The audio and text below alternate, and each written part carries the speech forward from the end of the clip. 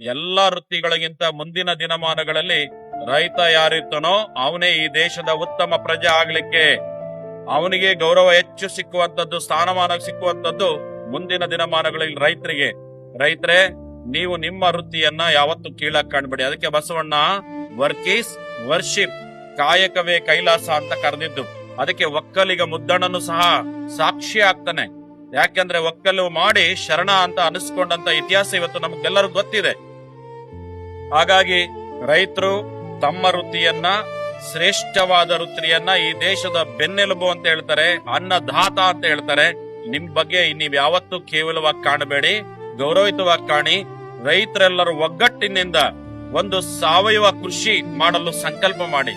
ಈ ಭೂಮಿ ತಾಯಿ ನಮ್ಗೆ ಅನ್ನ ಕೊಡೋಳು, ಮುಂದೆ ಬಂಜಿ ಆಗ್ಬಿಟ್ರೆ ನಾವೆಲ್ರಿ ಅನ್ನ ತಿನ್ಬೇಕು. ರೈತರು ಮಾರ್ಕೊಂಡು ಸಿಟಿ ಸೇರಿದ್ದಾರೆ, ಇನ್ನೊಬ್ಬರ ಹತ್ರ ಎಲ್ಲರಿಗೂ ಭಿಕ್ಷೆ ಕೊಡ್ತಿದ್ದಂತ ರೈತರು ಇವತ್ತು ಭಿಕ್ಷೆ ಬೇಡೋ ಪರಿಸ್ಥಿತಿಗಳು ಎಷ್ಟೋ ಕಡೆ ನಿರ್ಮಾಣ ಆಗಿದೆ.